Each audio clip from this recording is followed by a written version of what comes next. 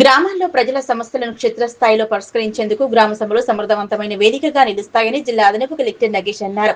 చేగుంట మండల కేంద్రంలోని స్థానిక గ్రామ పంచాయతీ ఆవరణలో సర్పంచ్ శ్రవంతి సతీష్ అధ్యక్షతన నిర్వహించిన ప్రజాపాలన ప్రగతి ప్రణాళిక 99 రోజుల కార్యక్రమంలో భాగంగా ప్రత్యేక గ్రామ సభలో జిల్లా అదనపు కలెక్టర్ సంబంధిత శాఖ అధికారులతో కలిసి పాల్గొన్నారు. ఈ సందర్భంగా జిల్లా అదనపు కలెక్టర్ నగేష్ మాట్లాడుతూ ప్రజాపాలన ప్రగతి ప్రణాళికలో భాగంగా ఈ నెల 4, 6, 8, 10 తేదీల్లో గ్రామ సభలు నిర్వహిస్తామన్నారు. ప్రతి గ్రామ సభలో వివిధ శాఖల అధికారులు తమ శాఖల ద్వారా అమలు చేస్తున్న కార్యక్రమాలను ప్రజలకు అందుబాటులో ఉన్న సేవలపై అవగాహన కల్పిస్తున్నట్లు పేర్కొన్నారు. గ్రామ సభల ద్వారా గ్రామస్తుల సమస్యలు నేరుగా తెలుసుకుని త్వరితగతిన పరిష్కరించే అవకాశం కలుగుతుందన్నారు. ఎస్ఐ నమోదు ప్రక్రియ, ఓటర్ లిస్టులో సవరణ, ఎల్ నీనో ప్రభావం నేపథ్యంలో రైతుల పంటలపై సేద్యంపై తీసుకోవాల్సిన జాగ్రత్తలు, పారిశుద్ధ్యం, కాలుష్య నియంత్రణ, సురక్షిత త్రాగునీటి నిర్వహణ తదితర అంశాలపై ప్రజలకు అవగాహన కల్పిస్తున్నామన్నారు. అనంతరం పారిశుద్ధ్యంపై గ్రామస్తుల్లో ప్రతిజ్ఞ చేయించారు. గ్రామ సభకు హాజరైన జిల్లా అదనపు కలెక్టర్ నగేష్ ను సర్పంచ్ శ్రవంతి సతీష్ శాల్వా, వెంకటేశ్వర స్వామి ఫోటోను అందజేసి ఘనంగా సన్మానించారు.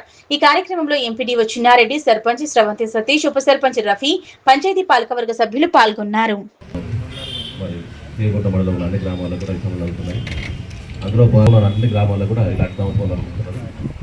ఈరోజు చేగుంట మండలం జరుగుతున్న ఈ ప్రత్యేక సమావేశం గ్రామ సభకు అధ్యక్షత వహిస్తున్న వారి సర్పంచ్ గారు, మరి అదేవిధంగా ఉప సర్పంచ్ గారు, వారి పాలకవర్గం, మన మండల ఎంపీడీఓ గారు, డిప్యూటీ కలెక్టర్ గారు, అగ్రికల్చర్ ఆఫీసర్ గారు, ఇతర మండల అధికారులు, స్పెషల్ ఆఫీసర్స్, ఎంఈఓలు, మరి అదేవిధంగా రైతులు, ఇతర గ్రామస్థాయి అధికారులు, మరి గ్రామస్తులు, పుర ప్రముఖులు, నాయకులు అందరూ కూడా హృదయపూర్వక నమస్కారాలు.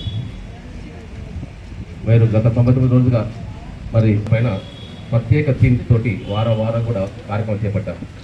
దీని ఉద్దేశం ఏంటంటే ప్రభుత్వంలో ప్రతి శాఖా పరంగా ఎవ్వరు చెప్పినా కానీ ఆరోగ్యంగా ఉంటేనే మిగతా అన్ని అవసరాలు వస్తాయి. నువ్వు ఆరోగ్యంగా లేనప్పుడు ఏ అవసరం నీకు అవసరం లేదు. ఆరోగ్యంగా ఉండాలంటే ఏం చేయాలి? ఏం చేయొద్దు. ఆరోగ్యంగా ఉండాలి, ఏం చేయొద్దు? అపరిశుభ్రత చేయొద్దు. అవసరం మాత్రమే తెచ్చుకోవాలి. అవసరాలకు మించి ఏం చేసినా కానీ కూడా అపరిశుభ్రతే, అది అనారోగ్యమే. అవసరాలు మోస్తుంది అంటే నీడ్స్. ఆఖరిగా ఉన్నప్పుడే అన్నం తినాలి, అవునా? విందులో పోయేసి మేము ఉండదని చెప్పేసి తినకూడదు, అది అనారోగ్యమే, అవునా? మరి నిన్నటి దాకా పగ మండింది మంటలు. మరి ఈరోజు ఒకటేసారి ఏమైంది? చల్లబడిపోయింది, అవునా కదా? నిన్న మధ్యాహ్నం ఈ టైంకి ఎంత ఉంటుంది మాట? పగ మండినా చేగుంట మీద నిలబడి ఉంటుందా? చేగుంట రోడ్డు మీద నిలబడే పరిస్థితి లేదు. మరి ఈ రోజు ఏమైంది? చల్లగైంది. అంటే ప్రకృతికి భిన్నంగా ఉన్నట్లయితే మనకి ఇబ్బంది అవుతుంది, అవునా? ప్రకృతి ఏ విధంగా ఉందో సహజత్వంగానే అలాగనే ఉంచగలిగితే అదే ఆరోగ్యం, అవునా? కొండలను కొట్టలను ఛేదించొద్దు, మొక్కలను ఇరగొట్టద్దు, అవునా? నదులను ప్రవహించాలి, నీరుడికి అడ్డంగా ఉండకూడదు, అవునా? విద్యుత్ పోయేసి ముట్టుకోకూడదు. ఇవన్నిటి కూడా మనకి చిన్న చిన్న అవసరాలు, చిన్న అలవాట్లు పెంచుకున్నట్లయితే ఆరోగ్యం మంచిగుంటుంది. మరి దానికి సంబంధించేసి ఏం చేస్తాం మనం? ముఖ్యంగా మనకు డ్రైన్స్ ఉంటాయి. ఆ డ్రైన్స్ ఏం చేయాలి? ముఖ్యంగా ఇంట్లో ఉన్న నీళ్లు పోవాలి. కానీ మనం ఏం చేస్తున్నాం? ఇంట్లో ఉన్న చెత్తను తీసుకొచ్చేసి దాంట్లో పోస్తున్నాం, అవునా? అది చేయకూడదు. అది చేయడం వల్ల ఏమవుతుంది?